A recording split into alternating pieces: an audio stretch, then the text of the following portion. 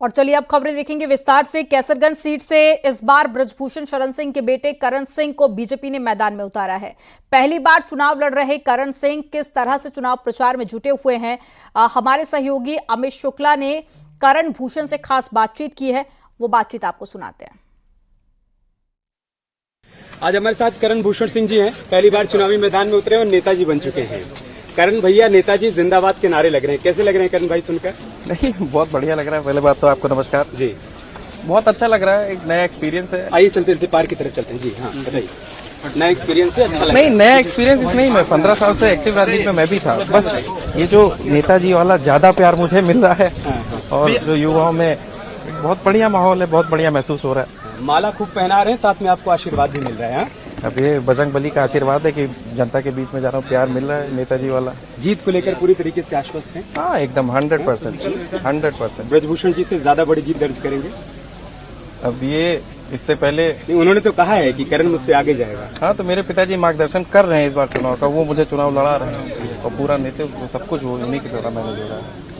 नहीं, जैसे अचानक से पता चला कि इस बार आपको चुनावी मैदान में उतरना है, कोई सुगबुगाहट थी कि नहीं आप उतर सकते हैं? नहीं, अचानक से पता लगा, ऐसा कुछ नहीं था। किसने बताया आपको पहली बार? अभी तो मीडिया के थ्रू नहीं, पिताजी के थ्रू नहीं। हम लोग तो सुबह बैडमिंटन खेल रहे थे, फिर कुछ मीडिया के बंधु थे कि भाई साहब आपका टिकट ये वो कुछ बाइट लेनी है, तो उसी टाइम बैडमिंटन छोड़ा, चला आया घर के अंदर, क्योंकि मेरे लिए कुछ थोड़ा शॉकिंग न्यूज था। अब चलिए, भारतीय जनता पार्टी ने जो दायित्व सौंपा है उसका निर्वहन करेंगे। ये सवाल करण भैया जिंदाबाद जिंदाबाद जिंदाबाद। ये सवाल एक सेकंड जिंदाबाद जिंदाबाद के नारे लगाइएगा। करण भैया अभी जा रहे हैं सवाल। एक सेकेंड। ये सवाल मेरा इसलिए था क्योंकि आप नेशनल प्लेयर रहे हैं शूटिंग में और आप उत्तर प्रदेश कुश्ती संघ के अध्यक्ष भी हैं, तो राजनीति में उतरना एकदम से दिशा बदल जाने जैसा है, या फिर आप ये कह रहे हैं कि नहीं, ये तो पता था कि आज नहीं कल राजनीति में जाना है? देखिए, मैं ऐसे घर से बिलोंग करता हूँ कि जिसमें आप एक तरह से कहें तो राजनीति तो खून में है और कोई नई चीज नहीं है। कोई नई चीज नहीं। मैं सबके बीच में रहा हूँ और सबका प्यार आदमी है। अच्छा, करण को शूटिंग, कुश्ती, इसके अलावा क्या पसंद है? मैंने सुना आपको खाना बनाना बहुत पसंद है। थोड़ा जब ऑस्ट्रेलिया में थे तो वहाँ पे सेल्फ में अपना बनाते थे, जो और भी हमारे फेलोमेट थे उनके लिए भी बनाते थे, आदत पड़ गई तब से। जैसे हम यूपी बिहार के बच्चे कहीं जाते हैं जब पढ़ाई करने के लिए तो सब कुछ सीख जाते हैं बनाना, ऐसे आपने ऑस्ट्रेलिया में? इससे पहले क्या था कि घर में कभी छूने तो दिया नहीं जाता था, किचन ये चाकू चूरी वहाँ का कोई रोकने वाला था नहीं, तब से बनाने लगे। क्या बढ़िया बनाते? सब कुछ। क्योंकि हम लोग शुरुआत तो तहरी से करते हैं, लेकिन फिर धीरे धीरे तहरी पे मैं आपके टॉप क्लास की खिला दूंगा। अच्छा। तो अभी ये बताइए कि सामने कोई चुनौती आप देख पा रहे हैं इस बार? अखिलेश और राहुल सबके साथ आ जाने से आपको लग रहा है कि नहीं, पिताजी ने इतना काम किया है तो उस काम के आधार पर हमारी जीत है? नहीं, वो पार्टी से रिलेटेड ऐसी कोई चुनौती नहीं, बस जो चुनौती हमको लग रही है कि समय बहुत कम मिला है। समय कम मिला है और बस यही चुनौती कि सबसे मिल लूँ मैं, सबसे मिल सबका प्यार आशीर्वाद, सबसे मिल के आशीर्वाद ले लूँ बस। कैसरगंज में बढ़िया माहौल पा रहे हैं, लेकिन पास में ही गोंडा सीट भी है, वहाँ पर किस तरीके से देख रहे हैं? सब जगह बढ़िया माहौल है, सब मोदी जी की लहर है, भारतीय जनता पार्टी की लहर है, इतनी नीतियाँ, इतना सब कुछ। आपको अपना बता दूं, 2014 से पहले यहाँ पे 3 घंटे 2 घंटे लाइट रहती थी। अच्छा। और उसमें भी हम लोग को डिसाइड करना होता था कि आप रात में लेंगे या दिन में लेंगे, तो हम लोग जैसे क्षेत्र से आते थे, थके रहते तो कोशिश करते थे कि हम लोग रात में मिल जाए। रोड नहीं थी, हम लोग आज जिस जगह प्रचार करने जा रहे हैं, जहाँ हमको आधा घंटा आज लगता है उस टाइम 1 घंटा लगता था। ये सब 2014 के बाद से, और ये सब एग्री भी करेंगे, मैं कुछ गलत नहीं बोला, ये अपना अनुभव बता रहा हूँ। अभी मैं पिताजी से बातचीत कर रहा था तो बीते 1 बरस में जो कुछ हुआ उसको लेकर वो थोड़ा सा द्रवित भी हुए। मतलब जब मैंने बातचीत की कि मन में पीड़ा होती है सोचकर, आप लोगों ने जब सुना कि पिताजी के साथ ये सब कुछ चल रहा है तो उस वक्त क्या मनोभाव थे, मन में क्या? नहीं, हम सब मजबूत थे, हम लोग को सबको ये पता था कि ये प्लांटेड है, ये सब बेबुनियाद है, इसमें हम लोग कभी कमजोर नहीं पड़े, सबको ही मजबूत थे, कोई असर नहीं पड़ा? बिल्कुल नहीं, बिल्कुल। यहाँ की जनता कम से कम ये मानने को तैयार नहीं है कि बिल्कुल नहीं। जनता भी एकदम मजबूत थी, हम लोग के साथ डट के खड़ी थी, हमें पिताजी के साथ डट के खड़ी थी, सबका आशीर्वाद है। अच्छा, पिताजी, माताजी, भाई, प्रतीक अब आप, तो सामने से एक बात ये भी कही जा रही है कि इधर परिवारवाद नहीं है क्या? नहीं, परिवारवाद की अगर कोई बैठा उसको टिकट दे दिया जाए तो परिवारवाद है। मैं एक्टिव राजनीति में हूँ 15 साल से। अच्छा।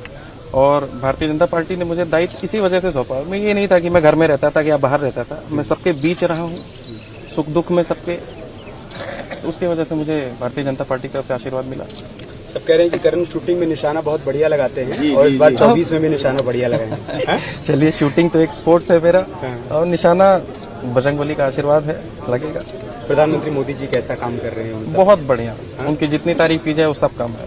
मैं अपने आप को बहुत सौभाग्यशाली मानता हूँ कि मेरा ओपिनियन है कि जो मैं दो सबसे अच्छे प्रधानमंत्री जी से मिला हूँ, एक अटल बिहारी वाजपेयी जी, जिनको मैं बहुत फॉलो करता हूँ और सीखना चाहता हूँ उनकी तरह भाषण देना। अच्छा। और एक मोदी जी, मतलब मन से चाहता है कि जाए तो ऑटोमेटिक आपका पैर छूने का मन करता है कि हाँ, ये है नेता, मेरे नेता। सम्मान है मन में, बहुत सम्मान है। इतना काम भी किया। हाँ, योगी जी भी। हाँ, योगी जी का देखिए, हमारा संबंध जब मैं बहुत छोटा था तब से है। अच्छा। वो घर के हैं हमारे। अच्छा। आशीर्वाद मिलता रहता है। हाँ, हम लोग महाराज जी बोलते हैं। आशीर्वाद मिलता रहता है। तो अभी टिकट मिलने के बाद फोन आया किसी का कि आशीर्वाद है? नहीं, मैं तो बहुत बिजी था, बहुत बिजी। फोन मेरे पास नहीं रहता, क्योंकि मैं ज्यादा से ज्यादा समय बस यही कोशिश करूँ कि सबसे मिल लूँ। प्यार बहुत मिल रहा है यहाँ पे, ऐसा लग रहा है कि एक त्योहार जो भारतीय जनता पार्टी की तरफ से आशीर्वाद मिला है, सब जनता इसको त्योहार की तरह ले रही है। 6-7 दिन त्योहार है। रामलला का आशीर्वाद मिल गया, दिया जाता है। नेताजी अभी जा नहीं पाए। मैं बजरंगबली का तो आशीर्वाद ले आया, क्योंकि मैं बचपन में कुश्ती लड़ता था, घर में एक परंपरा चली आई हनुमान जी की, हनुमानगढ़ी जाने की। तो फिर जीतने के बाद बड़े महाराज के पास जाऊंगा। जीतने के बाद क्या क्या अभी प्राथमिकताएं क्या सेट की करण, आप क्या करने वाले हैं? कैसे देखिए, प्राथमिकताएं जैसे अभी मेन तो भारतीय जनता पार्टी की जो भी नीतियां हैं, और प्लस जो मोदी जी का विजन है विकसित भारत, तो इसमें जो कैसरगंज की तरफ से थोड़ा बहुत योगदान जो यहाँ से हो पाए, मैं कोशिश करूंगा कि अभी इन्वेस्टर समिट, जो यूपी इन्वेस्टर समिट चल रही है, इसमें मैं क्या कर सकता हूँ, बात करूंगा, एक प्लानिंग करूंगा, डेवलपमेंट, बेसिकली डेवलपमेंट और कुछ नहीं, विकसित कैसरगंज। थैंक यू करण, आपने समय निकाला। चलिए, अब खबरों में आगे बढ़ते हैं। पद से हटाए जाने के बाद में बीएसपी के पूर्व नेशनल कोऑर्डिनेटर आकाश आनंद का बयान सामने आया है। उन्होंने सोशल मीडिया एक्स पर एक पोस्ट किया है और उन्होंने लिखा कि मायावती बहुजन समाज के आदर्श हैं, और साथ ही उन्होंने कई बड़ी बातें अपने पोस्ट में कही हैं। उन्होंने कहा कि सर्वमान्य नेता हैं, मायावती का आदेश सिर माथे पर, अपने समाज के लिए अंतिम सांस तक लड़ूंगा।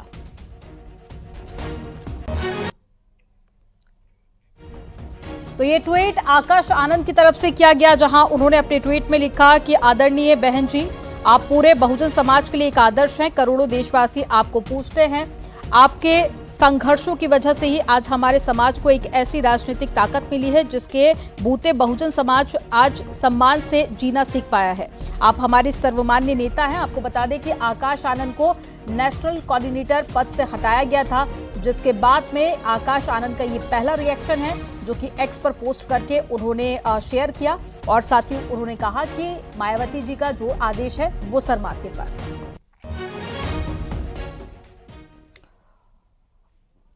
और चलिए रुक करेंगे एक बड़ी खबर का, जो लखनऊ से मिल रही है। प्रमोशन के मामले में प्रमुख सचिव तलब किया गया। पीडब्ल्यूडी के प्रमुख सचिव को हाईकोर्ट ने तलब किया है। विभाग में 105 जेई का प्रमोशन होना था।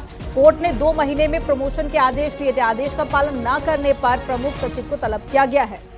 तो 2 महीने के अंदर प्रमोशन करने की बात कही गई थी। सुप्रीम कोर्ट की तरफ से ये आदेश दिया गया था, लेकिन वो आदेश नहीं माना गया, जिसके बाद में अब प्रमुख सचिव को तलब किया गया है। तो विभाग में 105 जेई का प्रमोशन होना था, लेकिन 2 महीने बीत गए, अभी तक प्रमोशन नहीं किया गया।